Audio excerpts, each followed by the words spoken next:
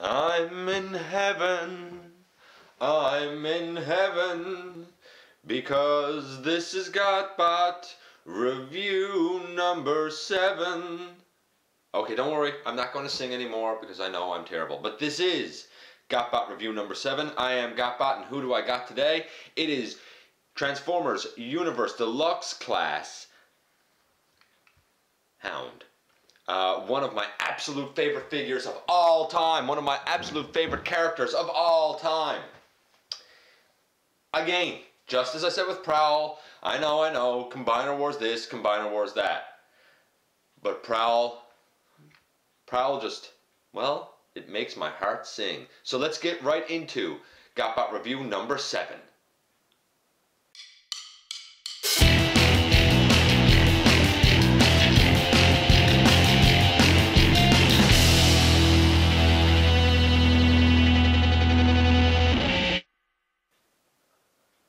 Welcome TF fans, welcome TF Nation, welcome YouTube Nation. I am GotBot Dennis. As always, please check me out on social media in the links below. Check out my first novel, The Everything Factor, available on Amazon. And this is review number 7.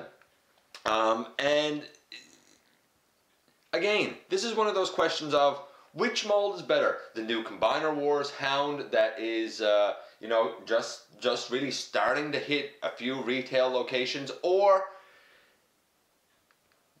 this one, your classics Chug Collection Hound. I still vote that this one is the definitive Hound. It is for me. I don't have the new Hound. I don't see a need to replace this guy. The mold is aging beautifully. But just for comparison's sake, here is Swindle. Paint Swindle green and you have Hound. Which one looks more houndish to you? Does this look like a Hound Jeep, or does this look like a Hound Jeep? Same thing could be said of Swindle, obviously. But I see what they were going for here. I'll get into Swindle when I do Combiner Wars Bruticus. I'm still waiting on Onslaught. Here in Newfoundland, he is slow to come around. Real slow to come around, unfortunately. But that's not the focus here. The focus is on this guy. Paint apps. I don't care if you have the Takara mold. I don't care if you have the Hasbro mold. I don't care if you're trying to match the G1 toy, if you're trying to match the animation model. Really, the paint apps on all of these in their own way is very good. For me, for animation model accuracy, I'm really happy with this guy. Is he perfect? No. The little bits that aren't there, do I even notice? Do I care? Not a bit.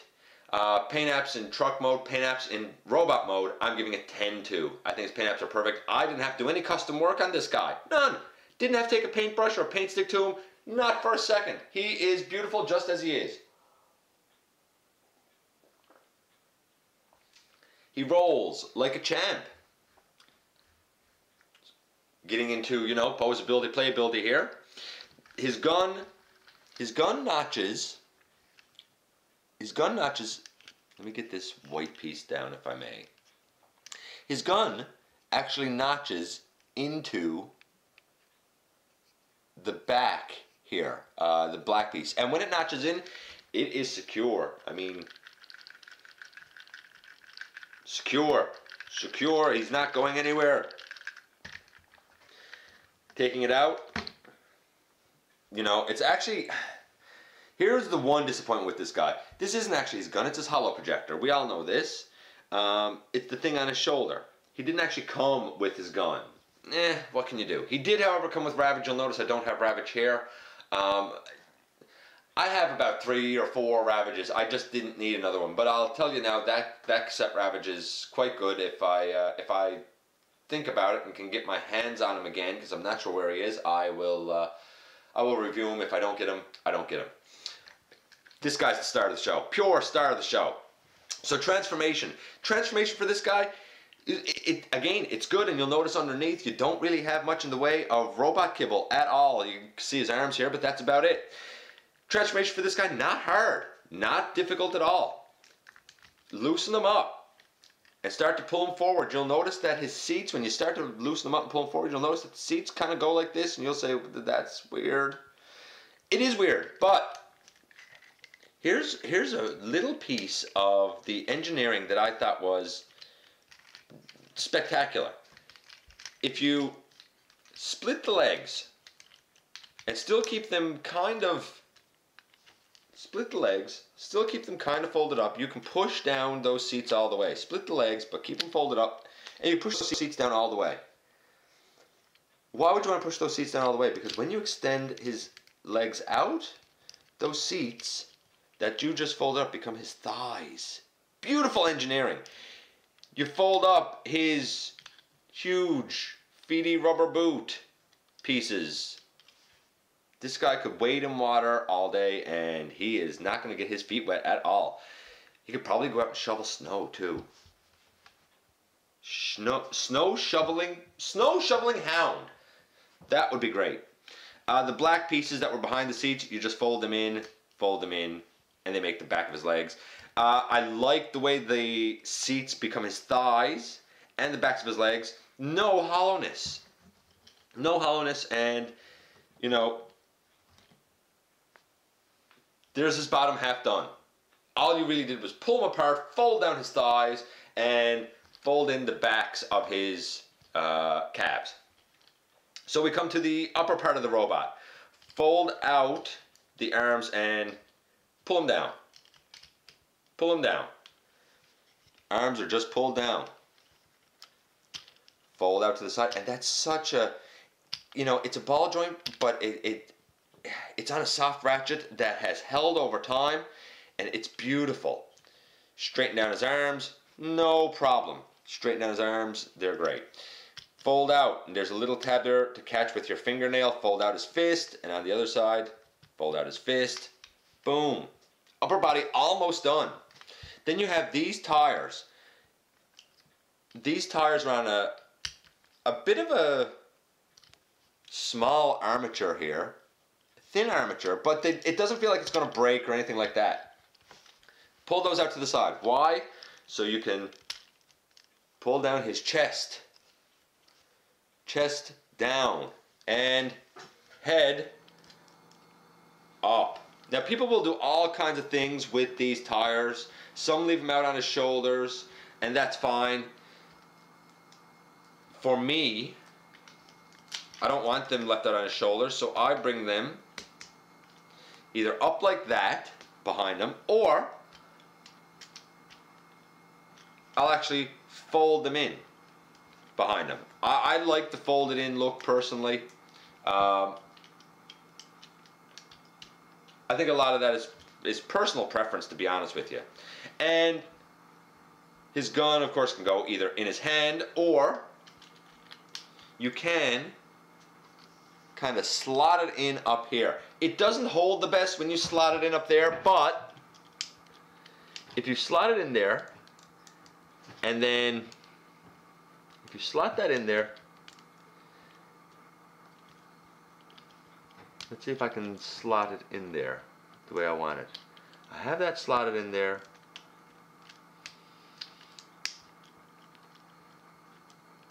If you slot that in there and then have his tire pieces like this, well, you know, it works. It works to have it on his shoulder. You can mount it. It's not the most secure, but you can mount it, and I do tend to leave it mounted, to be honest with you. And here is Hound in robot mode. The head does go left and right. It can look down. It can look all the way up. You kind of break the sculpt a bit, but it can look all the way up. The arms can go around 360. They can go out.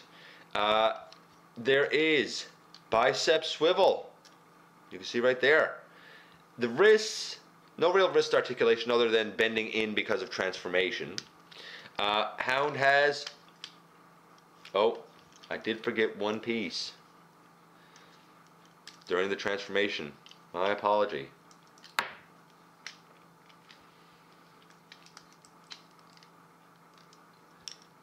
You have to pull down his waist plate. There. Now he's finished with his waist plate. Waist, no waist articulation on Hound, but huge swivel at the thighs. They can go pretty much right around. Huge swivel at the thighs. Knees bend. Not super deep, but I mean, good enough. Good enough. In terms of being able to do the splits, Hound does them like a champ, just like Prowl. He's a gymnast. They could be on an Olympic team together. Feet, pivot forward and back. Do they do any side to side? They do kind of do side to side down here, which is great. I mean, an ankle tilt, beautiful. I am good with an ankle tilt.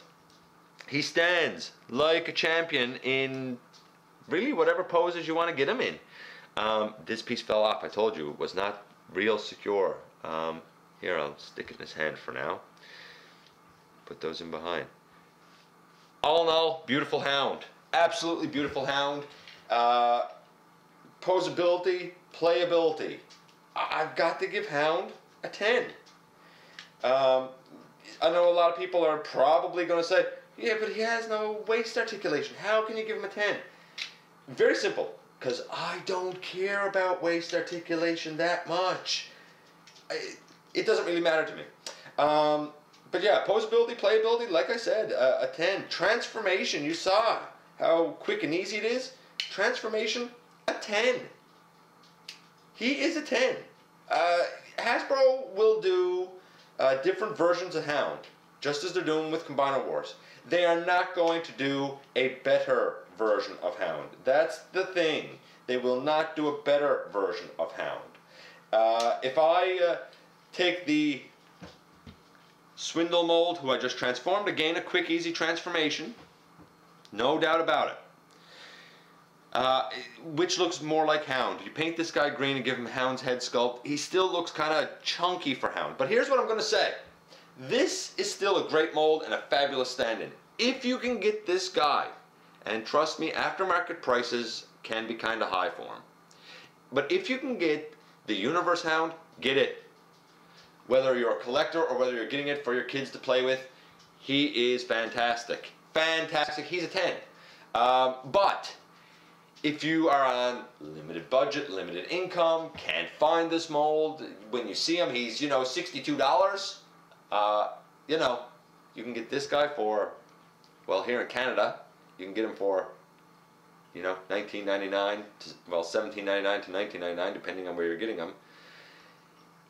If you see this Hound and you're thinking, could he be a stand-in? Yeah. To be honest with you, the Combiner Wars Hound is a standout of that wave. He's beautiful, just a little bit chunky.